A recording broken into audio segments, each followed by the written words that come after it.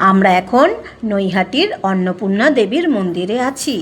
এই মন্দিরটা হলো নৈহাটির হনুমানজির মন্দিরে।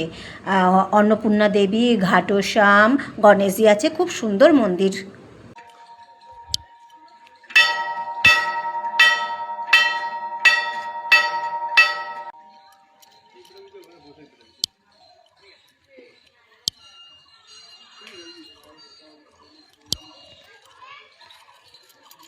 দেবী অন্নপূর্ণার মন্দির, আর এখানে আছে শিব ঠাকুর।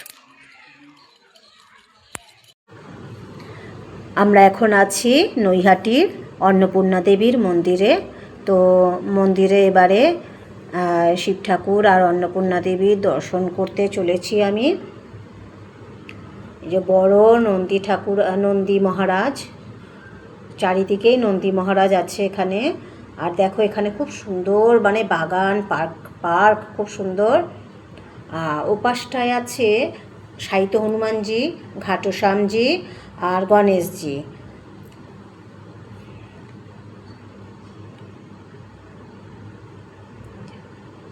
জয় অন্নপূর্ণা দেবীর জয়, ওম নমঃ শিবায়, ওম নমঃ শিবায়। এই যে অন্নপূর্ণা দেবী আর শিব ঠাকুর, এটা অন্নপূর্ণা মন্দির। তো আমি এসেছি বড় মায়ের মন্দিরের ওদিক দিয়ে এসছি আমরা। প্রচণ্ড ভিড়, তো ওই জন্য ছেলের জন্মদিন জন্যই আমরা পুজো দিতে এসেছি। ভাবলাম যে জন্মদিনে তো প্রতি বছর কোথাও না কোথাও যাই। আগের বছর তারাপীঠে গেছিলাম, মায়াপুরে গেছিলাম, তার আগে একবার শঙ্করপুরে তোমার চন্দনেশ্বর মন্দির গেছিলাম। এরমভাবে প্রতি বছর জন্মদিনে একটু ঘুরে আসি।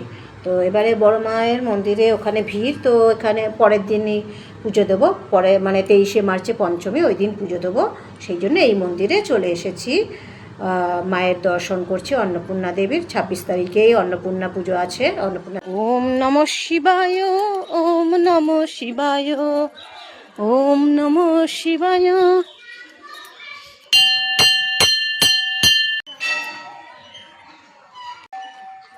ওম নমঃ শিবায়, ওম নমঃ শিবায়।